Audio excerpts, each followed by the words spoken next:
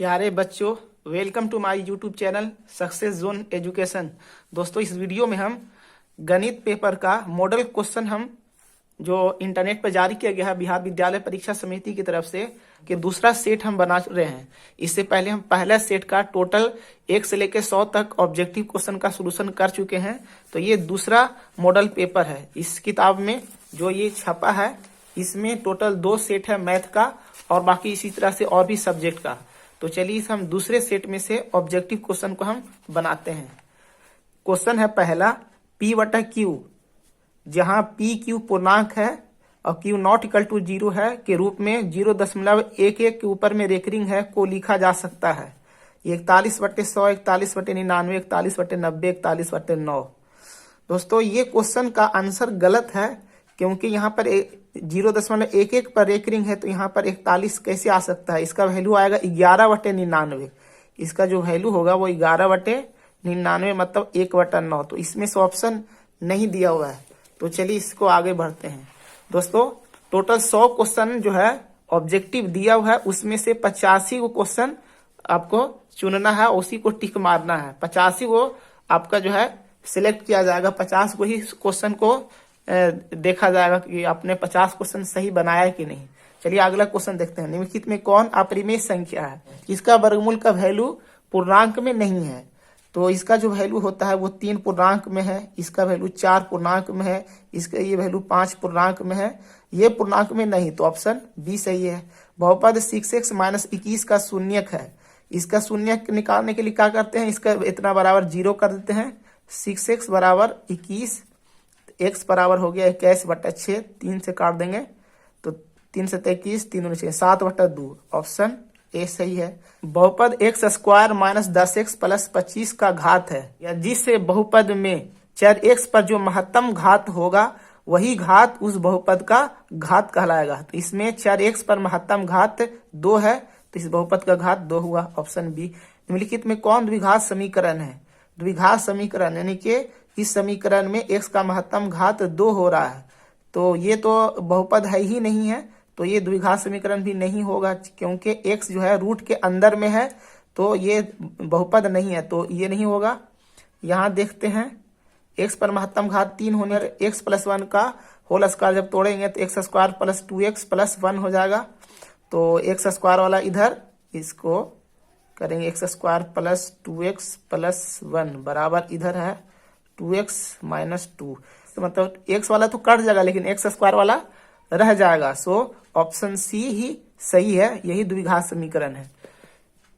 तो अगला क्वेश्चन देखते हैं। यदि m तथा n अभाज्य संख्याएं हैं तो m³ n² और m² n² का मासा होगा।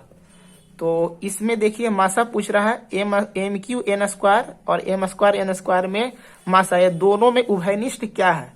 देखिए इसमें m² है तो इसमें भी m² है। m³ को लिख सकते m गुना m², तो m² तो यहाँ है ही है, और n² इसमें है, n² इसमें, तो कॉमन क्या हो गया? दोनों में मासा m² n² हो गया। m² n² यही आपका मासा हो गया।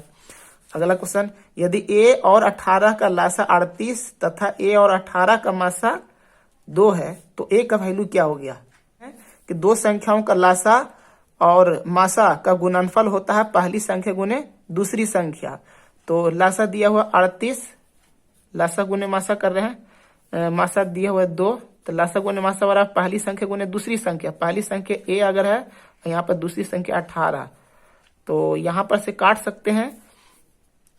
दूसरी इसको काटेंगे 2 × 18, दूसरी इसको काट देंगे तो 19 हो गया। तो a का वैल्यू हो जाएगा a बराबर 19 दूनी 38 और बटे 9।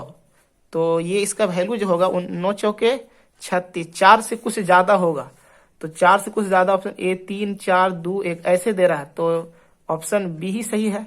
4 के पास में है तो बी सही है। ऐसे एग्जैक्ट वैल्यू दिया नहीं है लेकिन बी मान सकते हैं, ये बी सही है। अगला क्वेश्चन देखते हैं। दो अपरिमेय संख्याओं ये तथा ये का गुणनफल है 1। ये दोनों अपरिमेय संख्याओं का गुणनफल क्या होगा? जैसे a + b × a - b है, तो इसका वैल्यू क्या होता है? a² - b², मतलब कि 2² - √3 का स्क्वायर, मतलब 2 दूनी 4, 4 में से 3 गया 1। तो 1 क्या है? परिमेय संख्या।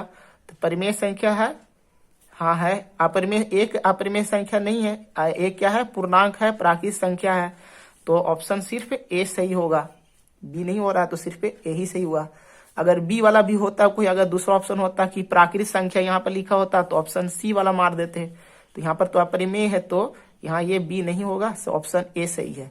द्विघात बहुपद x square plus x minus 20 के शून्यक है, तो x square plus x minus 20 का हम गुणनखंड जब करेंगे तो ये x plus 5 into x minus 4 है ना।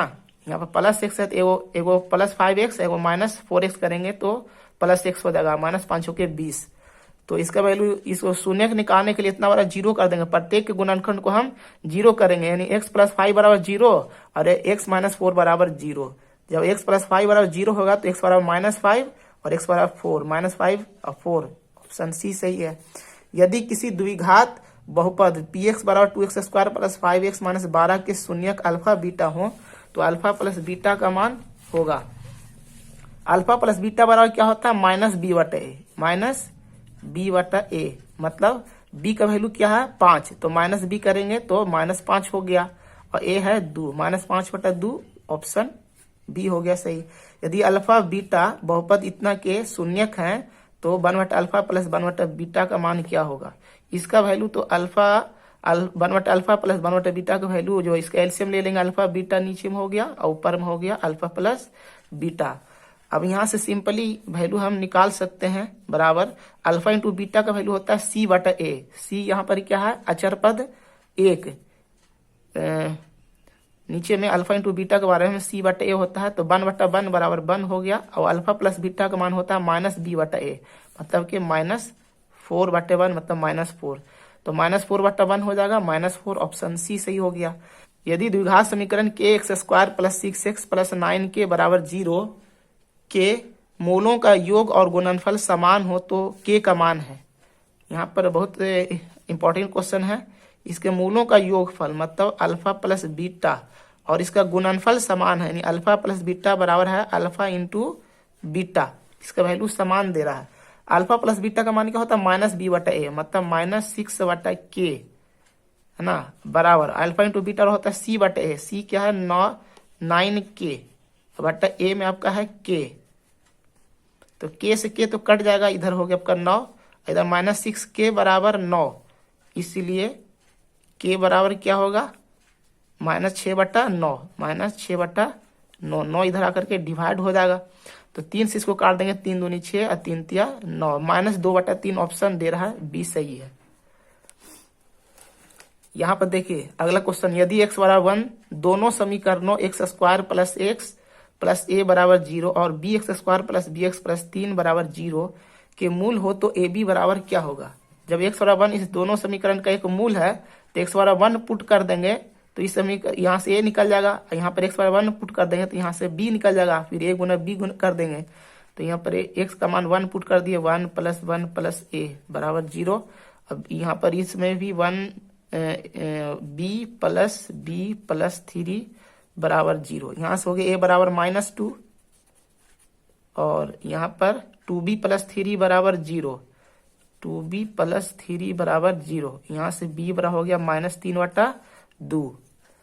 अब यहाँ से a गुना b अब करेंगे, ए बी बराबर -2 गुने -3 बटा 2, 2 कट जाएगा, minus minus plus 3, option B सही है। बच्चों उम्मीद करते हैं कि आप सभी लोग हमारे इस क्वेश्चन के सॉल्यूशन को पसंद किए होंगे, आप लोग को ये वीडियो अच्छा लगा होगा। अगर अच्छा लगा तो इसे आप लाइक कीजिए, चैनल पर नए हैं तो इसे आप सब्सक्राइब कर लीजिए, दोस्तों में भी इसे जल्द से जल्द शेयर भी कर लीजिए ताकि आपके सभी दोस्त लोग भी अच्छे से जो है मिल बैठ के तैयारी कर सके।